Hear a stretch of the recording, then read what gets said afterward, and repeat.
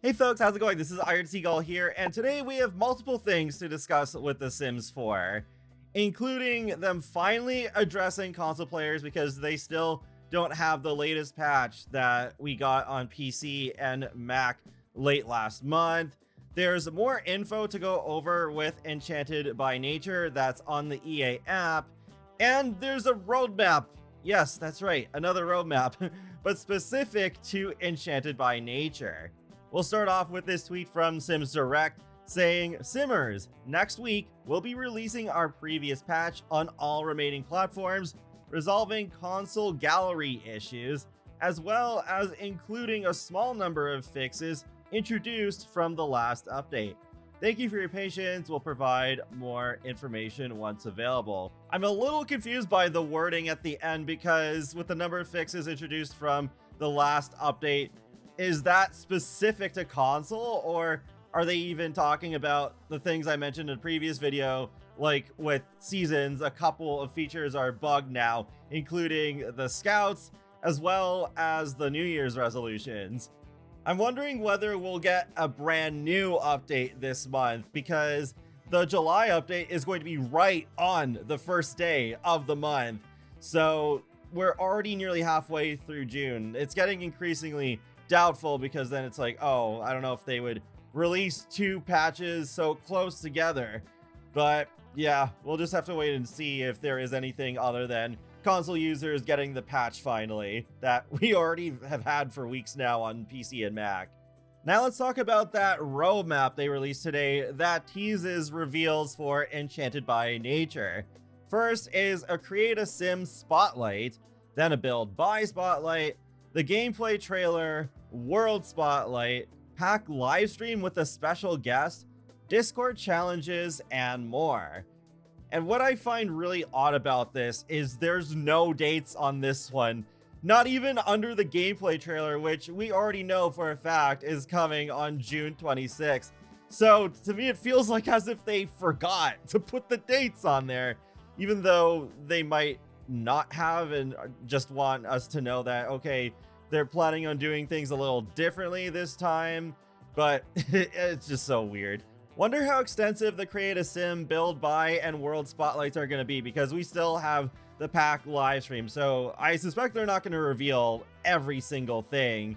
My guess is that they will do the same thing that they did with For Rent, where they released a couple of about 30-second trailers. One spotlighted all the new traits, and the other confirmed that we can have up to 6 units per residential rental lot, while showing that yes, we can build residential rentals in worlds outside of Tamarang. I did like that, and it also gave me more trailer footage to work with. Now let's go over the EA app page for Enchanted by Nature that has a bunch of info.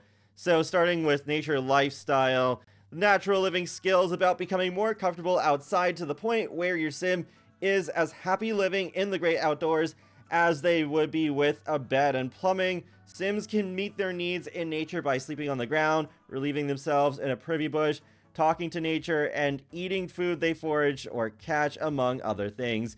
Sims may find these things uncomfortable at first, but will become more comfortable as their skill level increases. I'm still unsure about how good this actually will be in gameplay, because it does sound like for the most part it is just getting past these uncomfortable buffs so that they're comfortable instead, unless it is like, oh, you need to be at natural living skill level 2 in order to be able to sleep on the ground. I'm a little confused about that. But then we have the 3 new traits. Plant lovers are happiest surrounded by greenery and will sink into negative moods if they're away from plants for too long. Mystical Sims are empathetic and want to guide others towards more balanced lives, so they'll build their apothecary and gardening skills faster. Disruptive Sims are daring individuals who love freedom and excitement. Even if their fun is sometimes at the expense of others, they'll build mischief, logic, and charisma skills faster. So okay, with plant lovers, that one makes a little more sense to me now. Mystical doesn't really sound all that mystical. I guess it's just because there's some kind of like supernatural effects that come out of ailments when Sims' lives are out of balance. Disruptive doesn't really sound that interesting to me, because like we had that grouch trait from one of the previous events that sounds very similar in what it does, except this one's not time gated behind an event that we don't have in the game anymore. And then gardening and crafting. Bring nature inside, grow just about any plant inside using 4 new tabletop plant pots. These pots will fit in medium-sized spaces like on tables or shelves, and you can use them to grow both harvestable and decorative plants. Turn your home into a lush garden. Another way to bring the outside inside is the new Nature Press, which Sims can use to create decor like candles and wall art from the treasures they find in nature. Though that Nature Press doesn't seem to be in the screenshot, so I'm not sure what that looks like, but yeah, I guess that could be cool. And now it makes a little bit more sense, like what's going on with the new pod plans. They're kind of like meant to go on different spaces than with the pods that we've already had since the base game. And then magic, fairy abilities, develop mystical powers. Fairy Sims will gain experience by using their powers or performing specific interactions. As they gain experience, they'll be able to learn abilities like curing ailments or bestowing them, changing the moods or luck of other Sims, bottling emotions, literally, creating seeds, and making plants bloom are also examples of fairy skills. Remember, everything has its cost. Fairies are nourished by emotion, and their abilities cost emotional energy they will need to recharge. So I'm glad that they have seemingly made fairies unique enough compared to spellcasters, because that was my #1 concern, and it has been for years whenever the topic of whether fairies may ever return in The Sims 4. But yeah, especially the whole needing to be nourished by emotion part, that's interesting. Alright, so then with the fairy forms, style unique fairies. Create fairies with beautiful wings you can paint freely. So that sounds really cool. It's not just like, for example, in The Sims 3, like where you had the create a style and you change the colors, but to be able to paint them, I guess, the same way as we've been able to paint pets and werewolves. Yeah, that sounds like it could potentially be really interesting to play around with. So, new facial presets, skin tones, glowing tattoos, and fairy core fashion will be available. Fairy Sims can have a separate fairy form in addition to their normal Sim form. Yeah, I figured that much. While Sims can start as fairies and create a Sim, they can also become fairies through a special journey that'll have them summoning Mother Nature and visiting the Enchanted Springs. So I think the Enchanted Springs is what we see at that very end, the very end part of that reveal trailer, where they're like, more fairies, more gameplay, and they tease like the date, the gameplay trailer. So yeah, that's probably what that is. Fairies also have a new woohoo and a new death. Emotional starvation.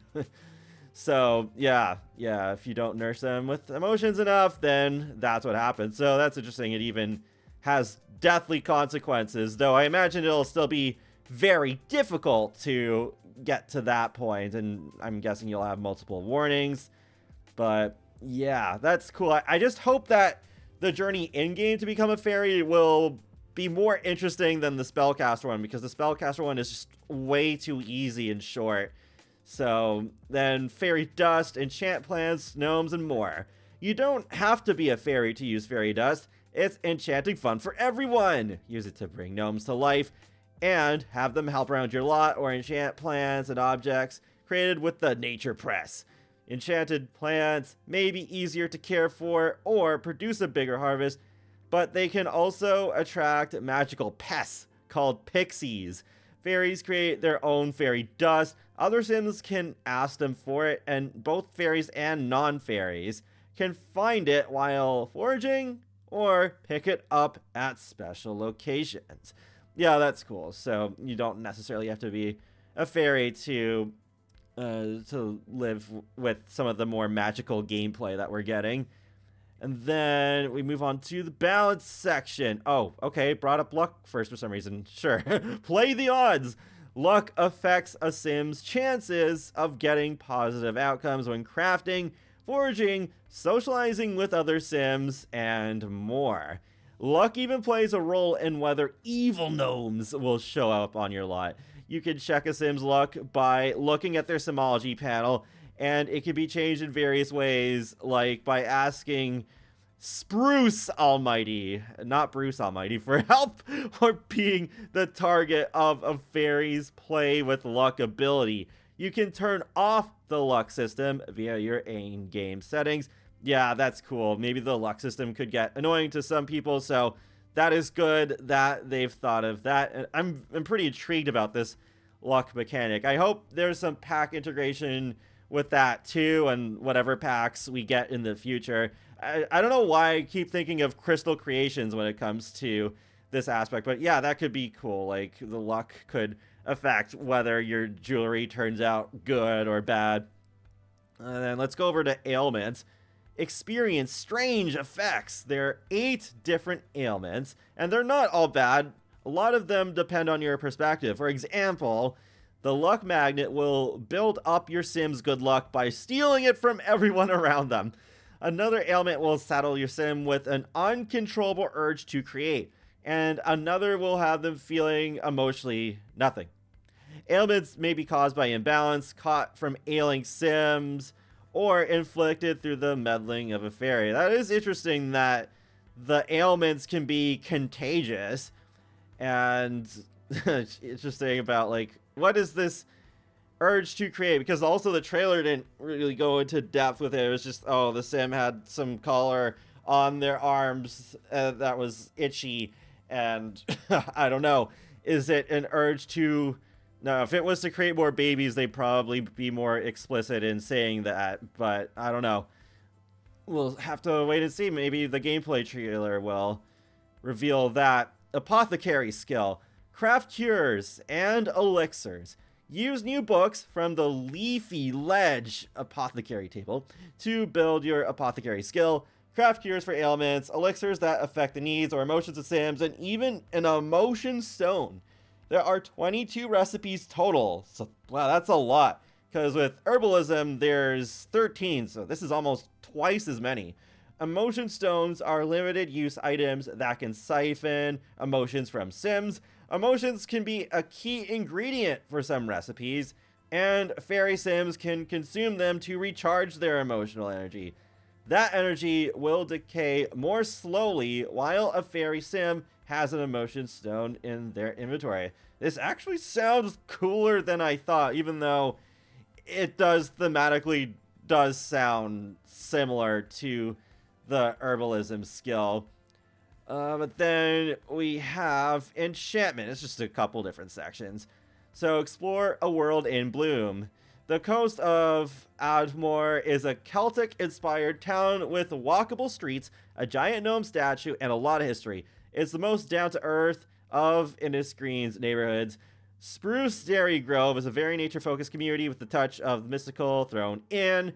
Everdew is a hotspot for fairy activity where their powers are used openly, and even the plants feel fantastical.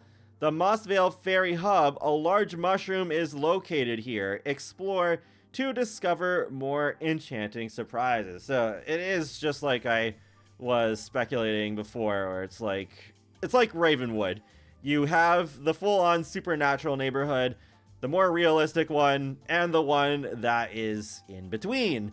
So lastly, we got new faces.